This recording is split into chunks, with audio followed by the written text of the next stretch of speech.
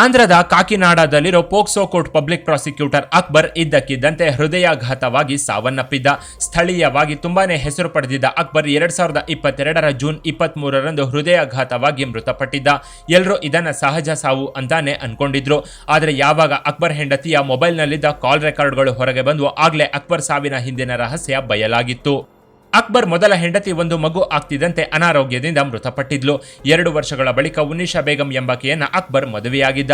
ಮದುವೆಯಾದ್ಮೇಲೆ ಇವರಿಗೆ 2 ಮಕ್ಕಳು ಸಹ ಆಗಿದ್ವು. 2022ರ ಜೂನ್ 23ರಂದು ಅಕ್ಬರ್ ಹೃದಯಾಘಾತವಾಗಿ ಮೃತಪಟ್ಟಿದ್ದ.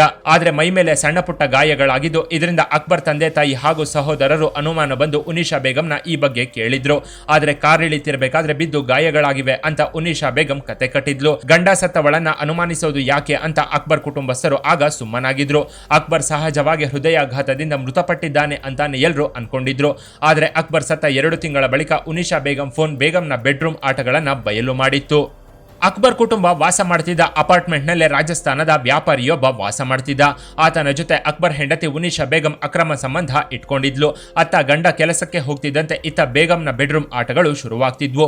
ನೋಡೋದಕ್ಕೆ ಎಳೆ ಆಂಟಿಯಾಗಿದ್ದ ಬೇಗಂ ಗಂಡ ಹೊರಗೆ ಹೋಗ್ತಿದ್ದಂತೆ ಬಾಯ್ ಫ್ರೆಂಡ್ ರೂಮ್ ಸೇರ್ಕೊಂಡ್ ಬಿಡ್ತಿದ್ಲು. ಬೆಡ್ರೂಮ್ಗೆ ಬರ್ತಿದ್ದ ಬೇಗಂ ದೇಹದಲ್ಲಿದ್ದ ಬೇಗೆ ತಣಿಸೋವರೆಗೂ ಬೇಗಂ ತನ್ನ ಲವರ್ನ ಬಿಡ್ತಿರ್ಲಿಲ್ಲ. ಈ ಸುಖದ ಮುಂದೆ ನನಗೆ ಇನ್ನೇನು ಬೇಡ ಅನ್ನುವಷ್ಟರ ಮಟ್ಟಕ್ಕೆ ಬೇಗಂ ದೇಹದಲ್ಲಿದ್ದ ಕಾಮದ ಬೇಗೆ ಅವಳನ್ನ ಕಣ್ಣು ಕಟ್ಟುವಂತೆ ಮಾಡಿತ್ತು. ಆದ್ರೆ ಇದು ಗಂಡ ಇಲ್ಲದಿದ್ದಾಗ ಮಾತ್ರ ಸಾಧ್ಯವಾಗ್ತಿತ್ತು.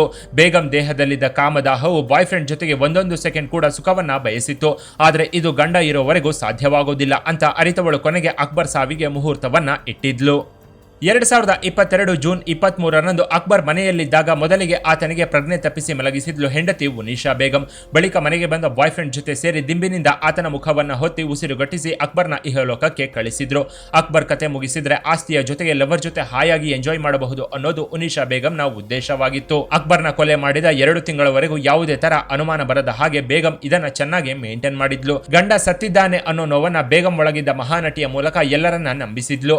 ಅಕ್ಬರ್ ಇಲ್ಲ ಅಂದ್ರೆ ನಾನು ಹೇಗೆ ಬದುಕೋದು ಅಂತ ಬೇಗಂ ಬಂದು ಹೋದವರ ಹತ್ರ ನಾಟಕ ಮಾಡ್ಕೊಂಡು ಜೀವನ ನಡೆಸ್ತಿದ್ಲು. ಹೀಗೆ ಗಂಡನನ್ನ ಕೊಂದ ಬೇಗಂ ಗುಟ್ಟು ಹೆಚ್ಚು ದಿನ ಗುಟ್ಟಾಗಿ ಉಳಿಯಲಿಲ್ಲ. ಬೇಗಂನ ಬೆಡ್ರೂಮ್ ಆಟಗಳನ್ನ ಅವಳ ಫೋನ್ ಬಯಲು ಮಾಡಿತ್ತು. ಬೇಗಂ ಫೋನ್ನಲ್ಲಿದ್ದ ಕಾಲ್ ರೆಕಾರ್ಡ್ಗಳಲ್ಲಿ ಬೇಗಂ ಬೆತ್ತಲಾಗಿರೋದು ಗೊತ್ತಾಗಿತ್ತು. ಅಕ್ಬರ್ ಸಾವಿಗೂ ಮೊದಲು ಹೆಂಡತಿ ಉನ್ನಿಶಾ ಬೇಗಂಗೆ ಹೊಸ ಫೋನ್ ಕೊಡಿಸಿದ್ದ. ಹಳೆ ಫೋನ್ನ ಅಕ್ಬರ್ ತಂದೆ ಹುಸೇನ್ಗೆ ಕೊಟ್ಟಿದ್ದ. ಅಕ್ಬರ್ ಸಾವಿನ ಬಳಿಕ ಹುಸೇನ್ ಫೋನ್ನಲ್ಲಿದ್ದ ವಾಟ್ಸ್ಆಪ್ ಚಾಟಿಂಗ್ ಮೂಲಕ ಬೇಗಂನ ಆಟಗಳು ಬಯಲಾಗಿತ್ತು. ಫೋನ್ನಲ್ಲೇ ಬಾಯ್ ಫ್ರೆಂಡ್ಗೆ ಬೇಗಂ ತನ್ನ ಸರ್ವಾಂಗ ದರ್ಶನವನ್ನ ಮಾಡಿಸಿದ್ಲು. ಅಶ್ಲೀಲವಾದ ವಾಟ್ಸ್ಆಪ್ ಚಾಟ್ಗಳು ಹಾಗೂ ವಾಯ್ಸ್ ಮೆಸೇಜ್ಗಳು ಬೇಗಂ ಹಳೆ ಫೋನ್ನಲ್ಲಿ ತುಂಬಿತು. ಇದರಿಂದ ಬೇಗಂ ಮೇಲೆ ಅನುಮಾನ ಬಂದು ಅಕ್ಬರ್ ಕುಟುಂಬಸ್ಥರು ಪೊಲೀಸರಿಗೆ ವಿಷಯವನ್ನ ತಿಳಿಸಿದ್ರು. ಬಳಿಕ ಕೇಸ್ನ ಕೈಗೆತ್ತಿಕೊಂಡ ಪೊಲೀಸರು ಬೇಗಂನ ಬೆಂಡೆತ್ತಿದಂತೆ ನಿಜ ಒಪ್ಕೊಂಡಿದ್ಲು. ತನ್ನ ಬಾಯ್ ಫ್ರೆಂಡ್ ಜೊತೆ ಸೇರಿ ನಿದ್ರೆ ಮಾತ್ರೆ ಹಾಕಿ ಮಲಗಿಸಿ ಬಳಿಕ ತಲೆದಿಂಬಿನಿಂದ ಉಸಿರುಗಟ್ಟಿಸಿ ಅಕ್ಬರ್ನ ಸಾಯಿಸಿದ್ದಾಗಿ ಬೇಗಂ ಹೇಳಿದ್ಲು. ಅಲ್ಲದೆ ಇದಕ್ಕೆ ಬಾಯ್ ಫ್ರೆಂಡ್ ಸಾಥ್ ಕೊಟ್ಟಿದ್ದಾಗಿ ಕೂಡ ನಿಜವನ್ನ ಒಪ್ಕೊಂಡಿದ್ಲು. ಕೊಲೆ ಮಾಡಿ ಮಾರನೇ ದಿನದವರೆಗೂ ಯಾರಿಗೂ ಗೊತ್ತಾಗದಂತೆ ಎಚ್ಚರ ವಹಿಸಿದ್ಲು. ಕೇಸ್ಗಳು ಹೆಚ್ಚಾಗಿ ಇದ್ದಿದ್ರಿಂದ ಹೃದಯಾಘಾತವಾಗಿ ಸಾವನ್ನಪ್ಪಿದ್ದ ಅಂತ ಬೇಗಂ ಬಂಧುಗಳ ಹತ್ರ ಕತೆ ಕಟ್ಟಿದ್ಲು.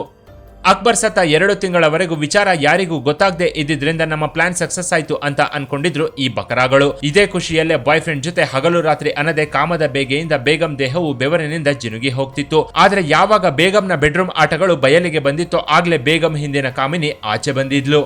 ಇನ್ನು ಈ ಸ್ಟೋರಿ ಬಗ್ಗೆ ನಿಮ್ಮ ಅಭಿಪ್ರಾಯವನ್ನ ಕಾಮೆಂಟ್ ಮಾಡಿ.